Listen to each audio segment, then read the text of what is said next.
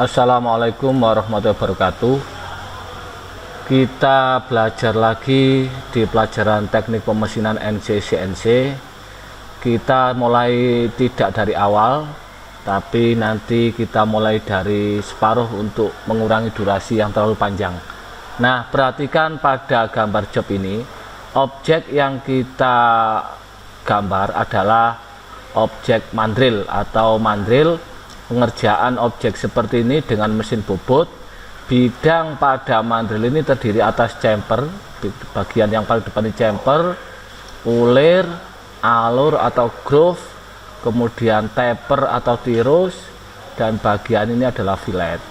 Detail gambarnya seperti ini, panjang ulirnya 15, alurnya 5, tapernya atau tirusnya 20, kemudian ada bidang ratanya 5, ada fillet, ini filletnya beberapa fillet cembung, fillet cekung, kemudian ada fillet cekung lagi.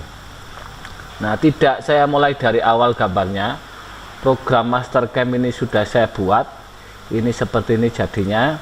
Nah, dari gambar ini sudah saya buat sehingga kalian nanti tidak terlalu lama untuk durasi videonya.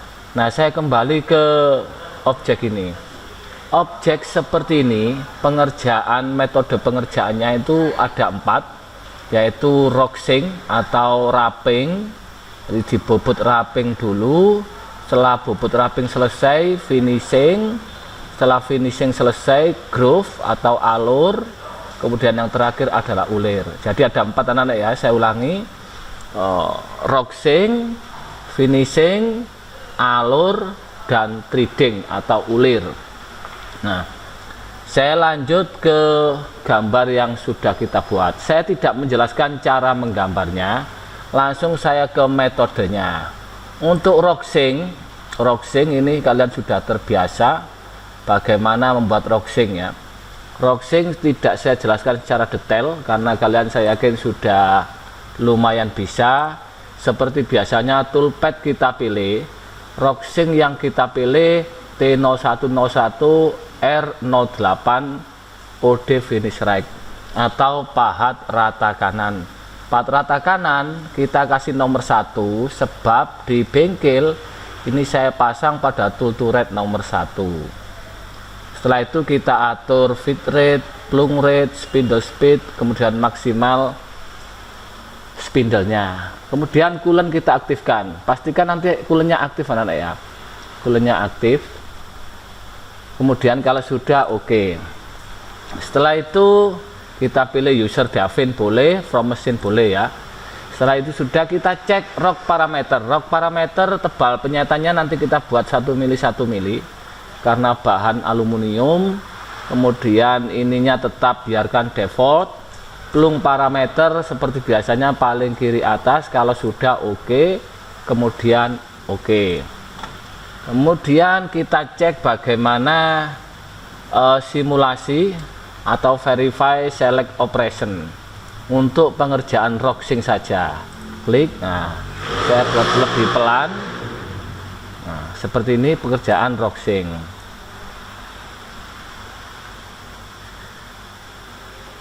Nah, ini roxing selesai. Berikutnya ini saya sembunyikan, saya masuk ke finishing.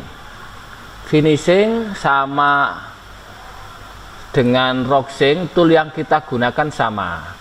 Kita tetap gunakan tool nomor 1, artinya pahatnya tidak dirubah, tetap menggunakan pahat yang sama. Tool 1, kemudian feed spindle dan max spindle ini juga diaktifkan, diposisikan sesuai dengan layar di video ini, dan coolant juga kita aktifkan. Kalau sudah oke, kemudian finish parameter kita cek, ini juga oke. Plung kita buat lurus saja anak ya, kita buat lurus karena bagian yang cekung nanti itu dikerjakan di groove-nya, jadi tetap kita pakai kiri atas. Kalau sudah oke, ini oke. Sekarang kita cek proses pengerjaan finishingnya, kita cek simulasinya, kemudian kita perlambat sedikit, kita lihat proses. Nah, ini finishing. Nah, ini selesai, kita centang oke. Selanjutnya kita ke metode berikutnya, yaitu grooving. Groove itu anak-anak membuat bagian ini atau ini, diameternya 9, lebar groove-nya 5, kemudian groovingnya ini ada yang miring, ada yang lurus. Nah, caranya bagaimana? Nanti kalau menggambar sudah selesai, berikutnya melakukan grooving, kalian klik pada toolpad groove ya, klik ini, pilih groove. Karena ini saya sudah jadi, tidak saya klik, kalian pilih groove. Setelah itu pengaturannya sama dengan di video ini, toolpad kalian pilih pahat ini T0202 R01 W2. Nah, ini anak-anak, nanti kalian klik kanan edit tool. Nah, pada edit tool ini, pada tipe grooving lewati saja, insert. Nah, pada D ini anak ya, D ini apa? Lebar pahat alur. Nah, kamu isi 2, karena pahat yang kita gunakan nanti pahat alur itu lebarnya 2 mili. Kalian isi 2, kemudian kalau sudah, tool holdernya lewati saja, parameternya juga lewati saja, atau ini diganti 2, ini ganti 2. Kalau sudah oke.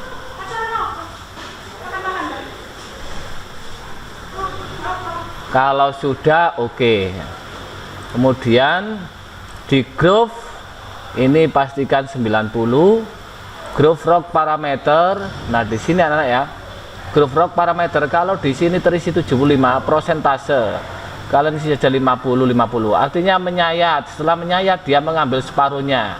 Menyayat 2 mili, berarti berikutnya mengambil 1 mili. Tujuannya apa? Agar beban pahat tidak terlalu berat. Dan ini posisinya bidirectional tetap saja. Kemudian groove finish ini tetap saja. Ini kalau nanti saya CW, ini rubah saja ke CW. Kemudian number of finish passes tetap 1. Nah, di let in dicek, let in tetap seperti ini. Nah, kita cek saja nanti apakah nanti ada yang cautionnya atau tidak. Caution itu apa, anak? Caution itu nanti bagian yang menabrak. Nah, kita cek nanti apakah ada yang nabrak atau tidak. Kalau sudah oke. Nah, ini untuk pengaturan pada pembobotan groove atau grooving. Setelah itu kita simulasikan bagaimana proses penyayatan grooving. Seperti ini, speednya saya buat pelan, kemudian klik ini. Nah, ini anak-anak perhatikan pertanyaannya. Nah, ini kok belum menyayat, karena saya buat lebih aman. Nanti saya cek bagaimana proses pengaturan sedikit-sedikit ini anak-anak ya. Nah, ini kamu perhatikan sampai akhir detailnya. Di proses lintasannya pahat seperti ini. Saya ulang biar kalian paham. Saya ulang lagi, diperhatikan. Nah, ini belum menyayat. Ini depasnya ya. Depasnya sebenarnya dibuat langsung ya bisa, anak-anak. Ini tujuannya untuk safety, untuk keamanan pahat.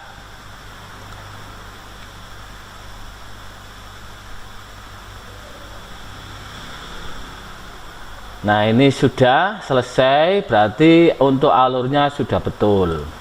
Nah, sekarang yang terakhir adalah ulir. Mungkin sebelum ke ulir saya cek lagi pada bagian mana yang diatur tadi. Nah, saya cek toolpad, kemudian saya cek groove, ini lewati. Nah, pada bagian yang mengatur gerakan yang tidak menyayat sebelumnya itu anak-anak kita cek di depth cut ya. Ini depth cut. Nah, ini tadi yang mengatur. Artinya saya tadi menyayatnya 0,4. Tujuannya sebenarnya untuk aman saja. Seandainya ini saya buat 1, maka dia langsung menyayat sekali. Nah, misalnya saya buat 0,5, setengah mili, ya tidak masalah. Ini saya save. Ini saya regenerate. Nah, ini sudah oke. Sekarang saya simulasikan lagi bagaimana gerakan groovingnya. Nah, ini masih belum menyayat. Kalau tadi 0,4 sekarang 0,5, hanya selisih 0,01.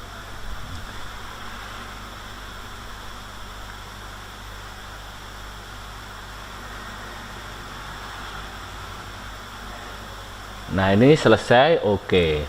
Nah terakhir kita cek pada pembubutan ulir. Sekarang bagaimana untuk membuat ulir pada objek ini anak-anak yang kita buat ulir. Ulir ukurannya M12, kisarnya 1,75, artinya diameternya ini 12. Nah nanti walaupun M12 sebaiknya anak-anak kita buat jangan 12, kita kurangi 0,1. Berarti saya itu menggambarnya di Mastercam tadi itu 11,9. Jadi bukan 12 pas. Tujuannya apa? Biar lekas selesai. Tapi seandainya kamu buat 12 normal ya tidak masalah.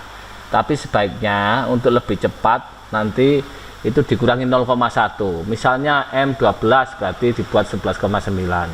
M14 dibuat 13,9. Begitu seterusnya. Nah, 1,75 ini apa? Kisar atau lead dalam bahasa Mastercam itu lead ya. Nah kita cek lagi di Mastercam-nya bagaimana membuat ulir dengan ukuran M12 kisarnya 1,75. Kita cek di sini, klik parameter. Nah tiap parameter kita cek anak-anak ya. Pertama pilih pahat ulir T0303 R108. Ini ulir luar, OD itu offset diameter, treat right medium, pahat kanan ukuran sedang.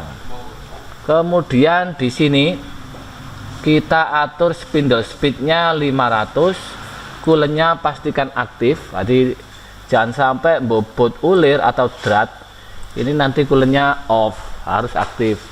Setelah itu oke. Setelah ini oke anak-anak, spindle speed ini sudah standar, tidak boleh ini dirubah-rubah. Nanti kalau misalnya kita masukkan 500 maka fitnya otomatis akan mengikuti, karena ulir itu kesesuaian antara putaran dengan kecepatan pemakanan. Tool number kita taruh di tool nomor 3, karena mesin CNC di bengkel kita itu saya taruh di tool to rate nomor 3. Artinya ini harus mengikuti anak-anak program kita. Nah ini kalau sudah betul, kita ke treat shape parameter.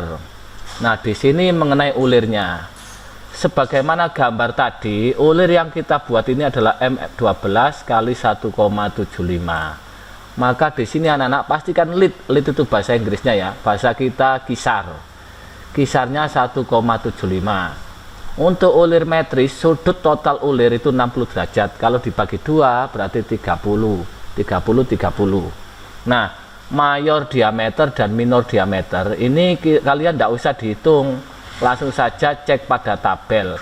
Ulir yang kita buat M12 kisarnya 1,75, langsung ambil ke tabel, klik select from tabel, kemudian pastikan ulir yang kita pilih adalah ulir metris. Bahasanya di sini metric M profile. Kalau kamu klik anak-anak di sini, ini macamnya banyak sekali. Pilih metric M profile, artinya ulir metris. Kemudian pilih basic mayor, pilih 12, kisar lead pilih 1,75. Ini ada M12, tetapi pilih yang 1,75 karena ulir M12 itu macamnya banyak. Ada M12 1,5, ada M12 1,25, ada M12 1,75. Nah kita pilih M12 1,75. Kalau sudah klik OK. Berikutnya treat cut kita pilih. Treat cut kita pilih. Nah ini anak-anak nanti ya, ini yang tidak boleh lupa, pilih box ya. Nanti masalahnya defaultnya itu Kenneth, kalian rubah menjadi box ya. Dipilih box, kemudian nah penyayatannya dilakukan berapa kali, ini yang harus dipahami anak-anak ya. Bagaimana cara menghitung ini? Cara menghitung ini diameter mayor dikurangi diameter minor. Mayornya 12, minornya 10,106. Anggaplah ini saya bulatkan 10. berarti 12 kurangi 10, 2 dibagi 2 sisi, karena atas bawah berarti 1. Nah, untuk 1 mili ini kita sayat berapa kali, lebih banyak lebih aman, intinya itu anak-anak. Tapi semakin banyak juga makan waktu yang semakin lama. Nah, save-nya, untuk safety-nya, misalnya saya buat 1 ya langsung selesai anak-anak, tapi kemungkinan bisa patah, bisa banyak yang lepas karena terlalu berat.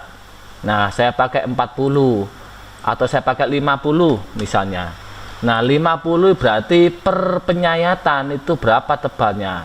Ya dihitung saja 1 dibagi 50. 1 dibagi 50 berarti 0,02. Oh, berarti per lapisan penyayatan itu 0,02. Artinya seperti itu anak-anak ya. Semakin banyak ini intinya itu semakin aman.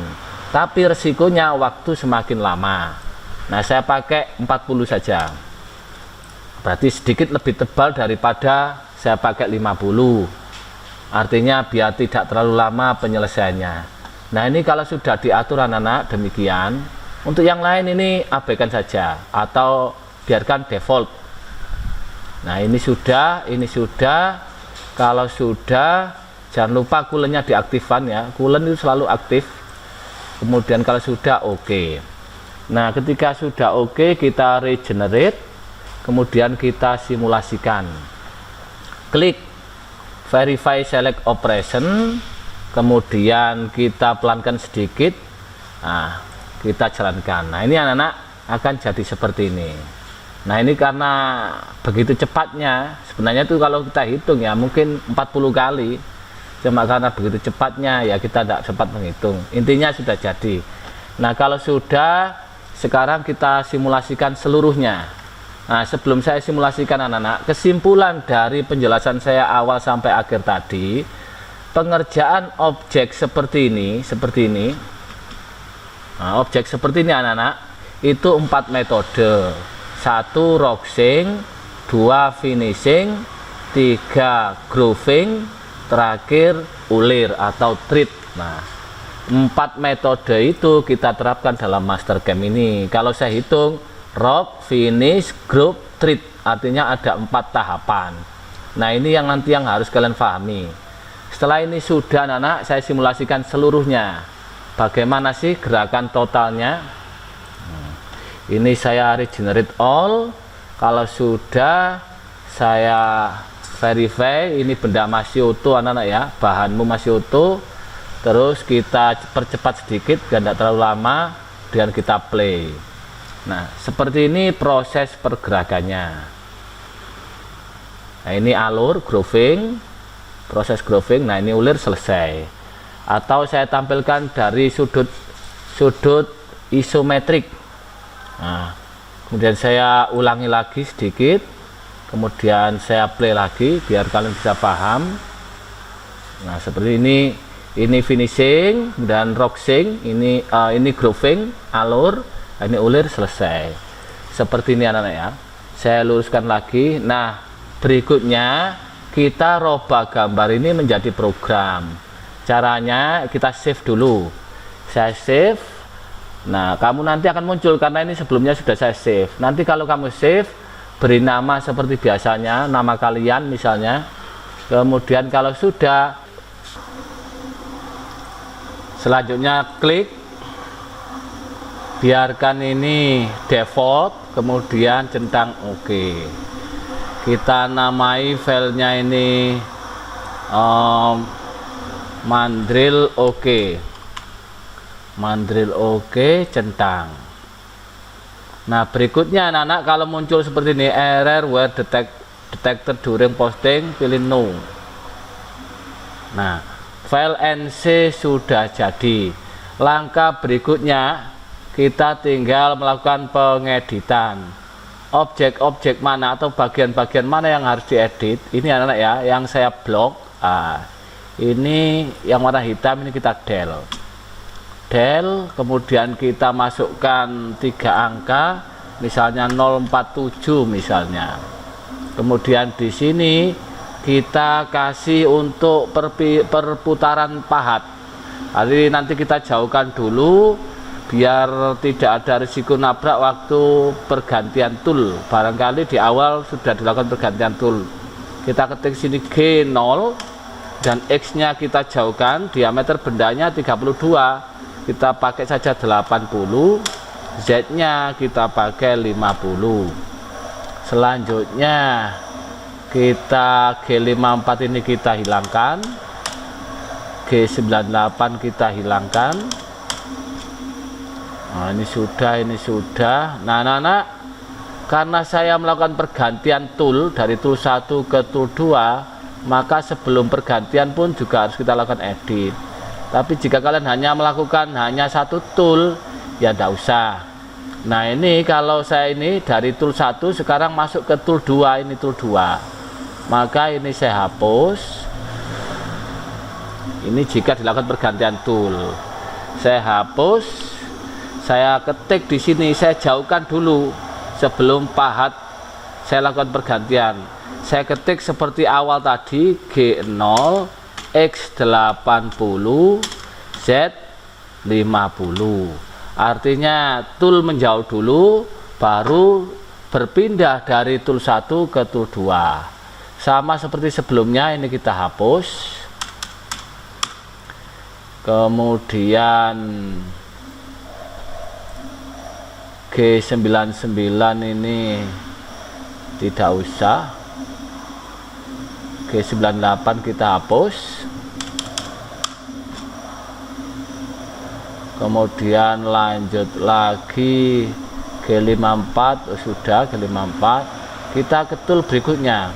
Itu tadi sekarang ini pekerjaan alur, sekarang ke ini perpindahan dari tool alur atau grooving ke tool ulir. Ini juga kita lakukan pergantian mulai dari G28 ini kita hapus sampai ke tool 03. Ini kita hapus, kita ketik del, kita masukkan lagi G0, X80 sama Z50. Kemudian G54 juga kita hapus. Kemudian ini biarkan. Nah, ini kita ganti P karena pitch itu kisar. Kita tadi buat ulir kisarnya 1,75. Ini proses pembubutan kisar. Nah, terakhir karena terakhir di sini kita tambahi satu lagi. X10 106. X10 106. Nah, ini sudah G0 X16. Kemudian ini, nah ini juga kita hapus saja langsung, kita hapus tapi kita jauhkan, kita del, kita ketik lagi karena ini sudah hampir selesai. Pahat kita jauhkan, G0 X80, Z nya 50. Setelah itu program selesai. Nah, ini anak-anak cara melakukan edit program. Ini program sudah selesai. Nah, benar tidaknya itu nanti kita lakukan cek di mesin. Artinya kalaupun ada kesalahan, tidak terlalu banyak kesalahan nanti saat kita melakukan pengeditan. Karena agak lama kalau kita ngedit di mesin CNC, lebih cepatnya pakai komputer seperti ini. Berikutnya kita klik NC function, kita insert block number. Nah, kita kasih nomor kelipatannya 55, klik OK. Nah, ini sudah selesai. Nah, program sampai batas akhirnya nomor 1610. Ini sudah selesai. Selanjutnya kita save dan kita save lagi. Kita keluarkan extensionnya dalam bentuk text file. Save as. Kemudian di sini kita robah menjadi text file. Nah, penamaannya saya buat CNC huruf besar semua anak-anak ya, harus standar. Misalnya saya buat nomor 047 misalnya, atau 042 lah, karena biar urut. Seingat saya terakhir di bengkel itu 041, berarti sekarang saya buat 042 dan save. Nah, saya cek di dokumen, kemudian mycam. kemudian pilih lead NC, saya cek tadi. Nah, ini sudah jadi, ini filenya. Ini file hasil pembuatan program tadi. Jadi kesimpulannya anak-anak dari gambar tadi yang kita ambil, yang kita tuju itu ya ini.